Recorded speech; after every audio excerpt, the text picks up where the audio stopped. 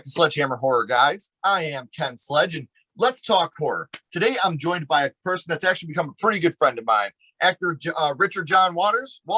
How you doing today, brother? I'm doing good, man. It's good to be here, brother. Nice to see you. Dude, nice to see you. We've been trying to actually get this connected for a while now. Life happens sometimes, but man, it's so cool to have you. For those of you that do not recognize him, he's been in such films as My Bloody Valentine, Van Helsing, and Neverland. Also, guitar player by day as well. We were just talking about music a little bit. So what's going on in your life, man? What do you got coming up that you could talk to the people about?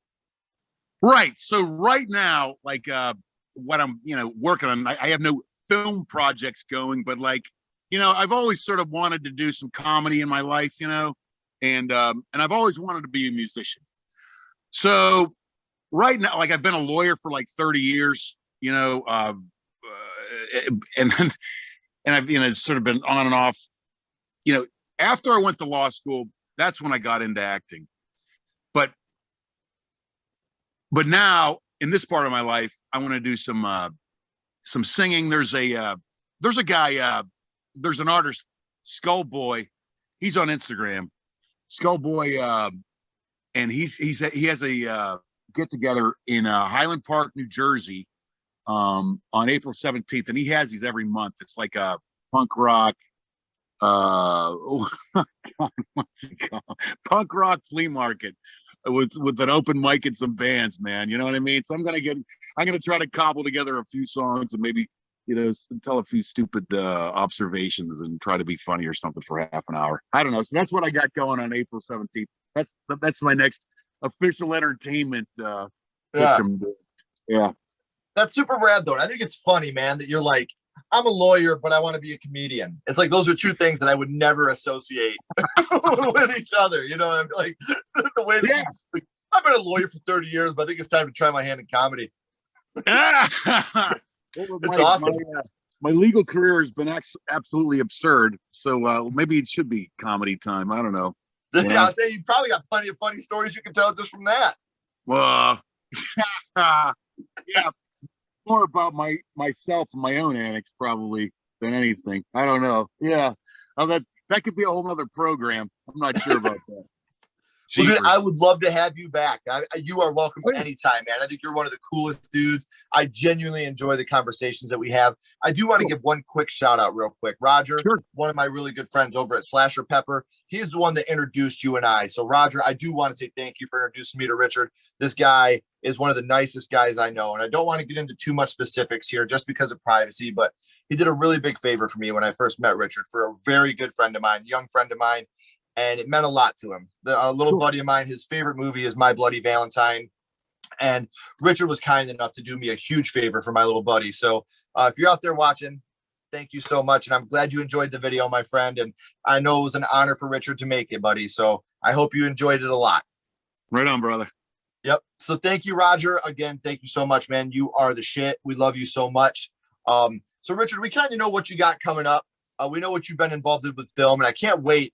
Everybody, before I get started into why we're here, make sure you're clicking the links down here in the description, because I do have his social media links down here. And please, even on a personal level, Richard, keep me updated on the music and the comedy thing, because I'm very interested to see where this goes. I would love to follow your career in that aspect and see where it takes us. Yeah, I will, man. Honestly, the stand-up thing. Okay, here's a little side story about the stand-up thing. I remember being in LA and on this film set, and I'm talking to this guy, and I think his name was Chris. I don't know. Everybody's name is Chris now or something, because I'm so names. But he had this act where he juggled chainsaws, and it was on the set of Spider-Man 3, and I was like an extra, but he had this part in it or whatever. And we were talking about comedy and how he got started. And I guess for me in comedy, I never could understand, how do you deal with a heckler? You know what I mean? Oh my God. What do you do with the heckler? How can I deal with that? Because I've this anger management problem, and it's going to turn into a mosh pit if I got to deal with a heckler, right? This dude who had the chainsaw, he was the chainsaw act, Chris. He was so kind. He explained to me that you have those canned ahead of time. You have that response, whatever it is, man. I'll come out of the closet and take you back in with me or something like that, man. You know, whatever nasty stuff you got ready, or not so nasty stuff, it's pre-planned or whatever. I don't know. So it's always the fear of the heckler that kept me back from being a stand-up. And I don't know, man. I'm 60 years old. Maybe I just don't care anymore. Maybe I'm losing my fear. Huh? How about that? Right. I just wait for somebody to try to heckle you, and you'd be like, "Objection! Overruled. Sit back down, young man." I have to talk them through logically. See, right? I have to disarm my heckler opponent by logic and make him look scared. You know what I mean? Pure confusion, man. You're like, boo, overruled. It's actually funny, so I win. Back to my joke. That's right. We have to have a dialogue. That's right. A cross-examination of the witness, spectator, whatever. Yeah, there we go. That's it.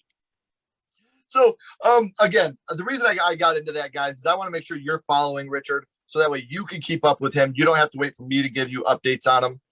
But Richard, I want to go back to the past, my friend, and I want to talk about the reason that you're here. We're here to talk about the first horror movie that you ever watched and what got you started in the genre. You've become influential with movies like My Bloody Valentine and Van Helsing. These are movies that are big in the horror world. So I want to know where it started for you, my friend. And your first horror movie was? The first one I woke up to, I remember it was Rod Serling's Night Gallery when I was 5 years old. I guess I was sleeping in front of the television, maybe whatever it was back then in 66, and Rod Serling's Night Gallery comes on. And I like get up, run, I'm crying. Oh man, I always remember that, man. Like, it's just like so fright, and my mother, like, oh my God, who left? Why is he up? For crying out loud! Why isn't he in bed now? Oh, my mother's just, and I'm like hanging off like this, sink in the bathroom. Oh God, I don't want to die. I was just like so frightened, man. But that was the first one, and then I was like thinking about it. When I was a kid, there was a movie called The Andromeda Strain. Mm-hmm. And all right, now it was in the 60s. And I remember like being young and being scared of that. And then, there's, The Exorcist, that was like frightening. I was in like 8th grade. Yeah. So that's like maybe the early, and then Omen was out then. Mm-hmm. So that was kind of scary. Yeah. Those are like the horror movies of my youth. Yeah, I was about like 13 or 14 when Omen came out or something. Yeah, and Exorcist was about the same time frame, I think. Yeah. So yeah. Which one of those films do you think affected you the most? Oh wow.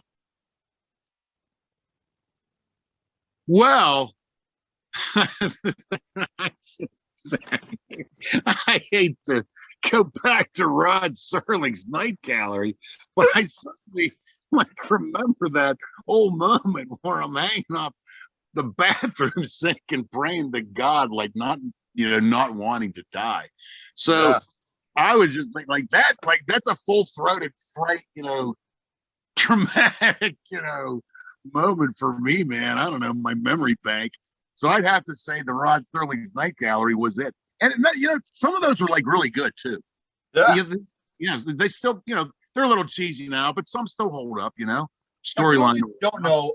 The Night Gallery it was an episodic TV show, much like the Twilight Zone, that ran for 2 seasons. You would have thought it lasted longer because of the impact that Night Galleries had on people. So this is one that I'm excited and nervous to talk about because I haven't seen enough of these to really gauge a good, proper response. But ever since our conversations, I've tried to dig up as much as I can about them. So do you remember which scene it was or which episode it was that affected you, that made you hang off the sink crying? I think, I'm not sure, it was The Story of Dorian Gray or something like that. Like there's that painting or something that changed or moves or something like that in the attic or whatever the hell it was. I think it might have been that. But I was like, what is it, MeTV? They'll run these, oldies, and I think I was trying to like watch these. I recall one the other day. I'm thinking, man, was this the one that scared the crap out of me? And it might have been the Dorian Gray one, like where he's the one that has the painting, and if you destroy the painting, I'm pretty sure it might have been that one. Yeah, and the Dorian Gray is he's painted as youth in the painting, but if he sees the painting, it shows him what he really is, right? Because he stays young and alive forever until he sees it. But if he sees his reflection in the painting, then it takes him over and makes him what he really is. If I'm thinking of the right one. I believe that's the correct summary, or that's ballpark. Yeah, it's definitely, that sounds about right. Right. Because I've always, that one to me has always kind of been, I don't know why, but I always lumped that in with like the universal monsters, like your Invisible Man, Frankenstein, the Mummy, Dracula. Dorian Gray was always kind of in that world to me. Right. Of a universal monster type thing. And that it might be, maybe this is something I've seen from Night Gallery, but I always kind of lumped him, Jekyll and Hyde. Like I kind of always lumped all that in the same thing. Because I love the universal monsters. That's something that I think is so underrated in the horror world now, because obviously a lot of the younger youth, they have their own Freddy, Michael, Jason, Leprechaun, Chucky that has taken over the place of Frankenstein, Dracula. You don't have the universal monsters that are as beloved anymore. But the story of Dorian Gray is both horrific and heartbreaking, because the guy's going to live forever unless he sees this reflection. And he obviously doesn't want to see it because he doesn't want to die.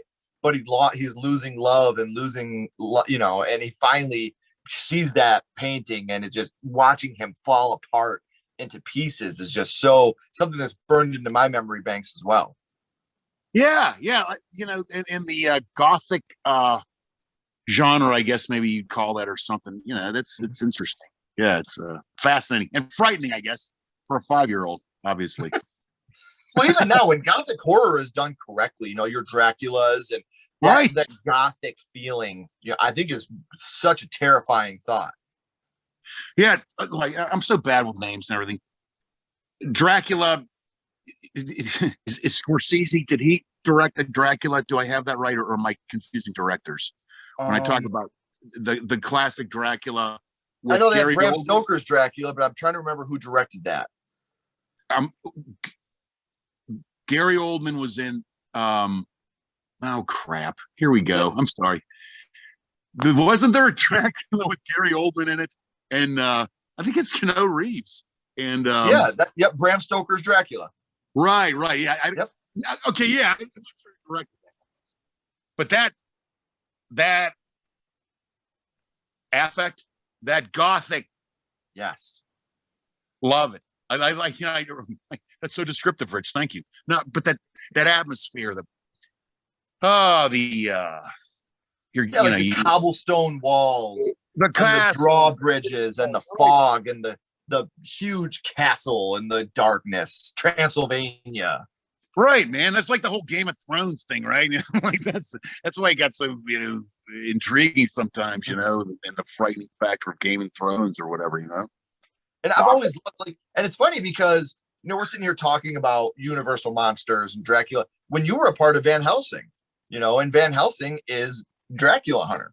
So it's funny how these things all kind of warp their way around and circle back. It's it is funny, but I want to be careful of Van Helsing then. I have a credit for that, but that's because I think they may have used my voice, or when I was in the Frankenstein outfit, I was a stand-in photo double. How does a stand-in photo? I wasn't a stunt double. I was a stand-in photo double for the lead actor. So when we talk about Van Helsing, like you might see me there, but there's another lead actor that is the Frankenstein. Right. I don't want your viewers to be. I'm embarrassed. Like my part was so small in it. I'm embarrassed. However, there was wonderful to be on that set, and yes, you talk about Gothic. And, it was an incredible film set that they built in Hollywood. Like, God Almighty, was it 10 stories high or something? It's just nutty. And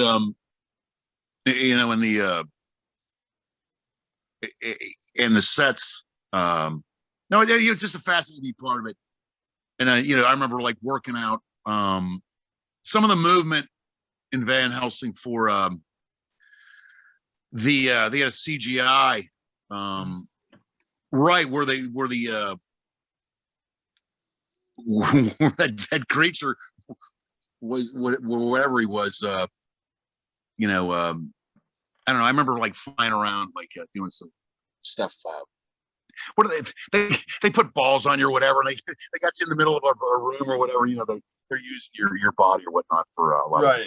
Just like almost like a video game when you see people that are going for a video game. Right, exactly right. I remember being part of that process and then actually being on like a really cool set too at the same time with like actors like Hugh Jackman and that lead Frankenstein guy. It was just like totally cool. That's awesome, man. And that's like a dream for me to be a part of a set that's like that, like your Gothic setting of like, I think a movie that I would love to be in if they ever came down to it and I got the chance to be in a movie like that. I'd want to be in like a From Hell type movie, like a Jack the Ripper origin story type movie, being on the streets of London with the light fog and the darkness and the brick streets. And like that to me is just like the epitome of what a great thing. Like you watch From Hell with Johnny Depp and you just watch not even just the movie, but the setting of that movie, the Gothic setting all around London. And I think that's a beautifully shot movie as well. And I think that you being a part of Van Helsing, even being on set for that would just be so intense and so breathtaking almost. Yeah, it's a lot of fun. Yeah, it's movie sets are a lot of fun. Like they can be very boring, but they can be very fascinating too. Like a lot of the things you see going around you and the creativity and the talent. It is fascinating sometimes, if you're not in line for the craft services. That's probably when it gets the most exciting. That's right. That's where my big payout was in LA, man. Craft services. That was the best thing about me getting on a film set, eating. Right. So we talked, Richard, about how horror started for you with Night Gallery, and we got a little bit into Dorian Gray, which kind of warped into the Universal Monster discussion. But I want to throw a little bit of a curveball at you here, my friend. We talked about your first horror movie, but now I want to go scream on you here for a second. What's your favorite scary movie? What is your favorite horror movie of all time?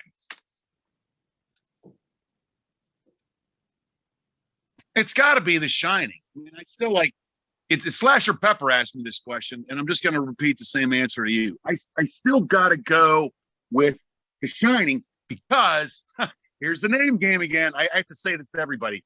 I played American football or rugby for 40 years, and now I can't remember the names of people. So the director of The Shining, his name is Stanley Kubrick. Thank you. We'll switch roles as I interview you.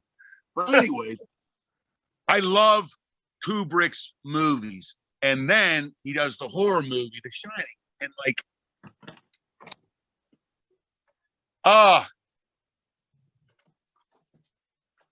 here's a dopey move. Here's a true story. I was playing in an all-star game in Pennsylvania football when I was about 18 in Altoona, and the West team played the East team, and then one day they gave the players off. We were high school players who were going to college that year. We were all in Altoona. They gave the afternoon off to the players. A lot of the guys in the West, they went home with their parents. My parents didn't make it for whatever reason to Altoona. Like a lot of guys in the East didn't. Like their Philadelphia players, their parents didn't make it out to Altoona either. So we all went to a movie, and the movie was The Shining. And that's what we saw in the theater.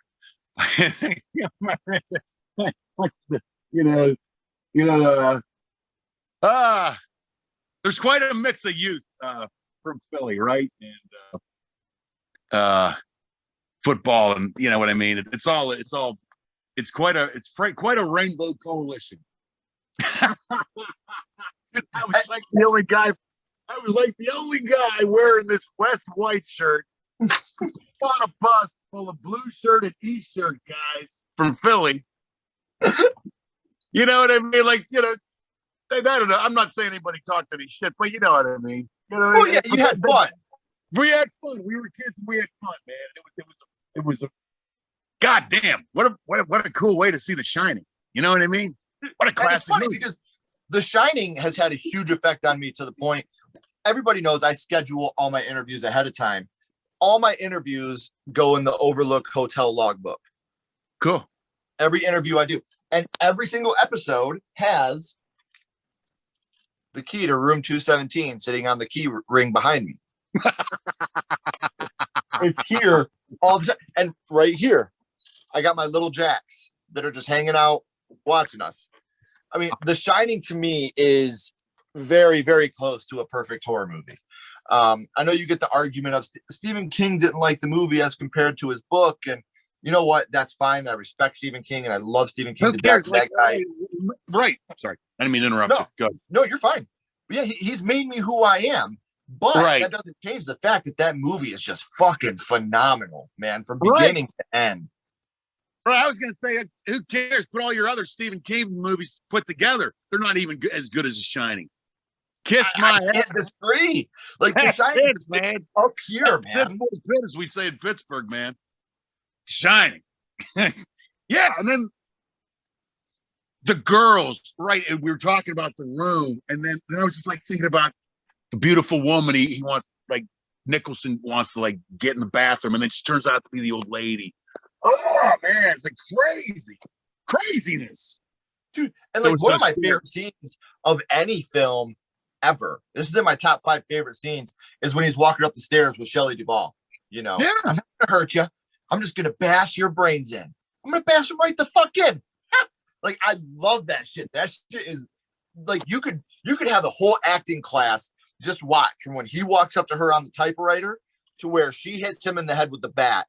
And you're going to learn so much shit just from facial expressions, voice inflection.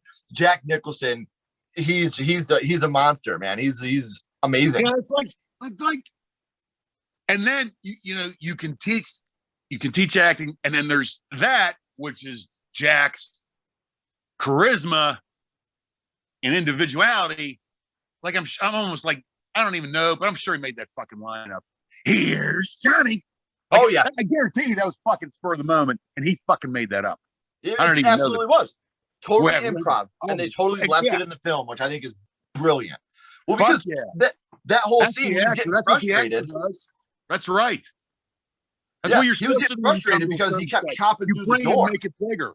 Sorry. Yeah, because he's a firefighter, and so he had the training. So they were using a real door for him to chop through, and he was getting frustrated, and he just started having fun. And that's where the Here's Johnny came from. And Kubrick was like, yes, love it. Keep it. That's the fucking best. The best. Oh, my God. The most iconic moment in almost any movie. Everybody knows, here's Johnny. Everybody knows that line. Right. And then the only other line that I can think of is like Rowdy Roddy Piper. I came here to kick ass and chew bubble gum, and I'm all out of gum. God bless Rowdy Piper, and God bless his memory. There we go, man. Yeah, love the hot rod, man. I was in a movie with Rowdy Roddy, Zombies versus Pro Wrestlers. Probably the best movie made in the history of cinema, I think. What was it? Zombies versus pro wrestlers? Yeah, pro wrestlers versus zombies. I swear to God, you might have to look up that one, man. Pro wrestlers versus zombies, directed by Cody Knotts. And we just made another one recently about Kecksburg. We made a movie about Kecksburg. And like there was a thing where they found an alien, and they allegedly found a spaceship in Kecksburg, Westmoreland County, Pennsylvania, in 1965. So we made this guy Cody Knotts did. It's called Kecksburg, and I'm also in that playing Lyndon Johnson. If you'd like a really nice Lyndon B. Johnson, yes, quite a movie, they're amazing productions, and you really have to sample them in person to really make your own conclusions. Well, I'm going to be watching those either tonight or tomorrow because I'm so interested to watch these, man. So before I let you go, Richard, I always end these with the same question. We're going to go back to Night Gallery. And what we do is we rank this on a skull count. 0 skulls being the worst and 5 being the best. We're not ranking it on production, acting quality, nothing like that. We're ranking this just strictly on what this movie means or what the show means to you and how it affected you as a child. You can use half and quarter skulls. So we're going to go back to Night Gallery, my friend. 0 to 5, what would your ranking be?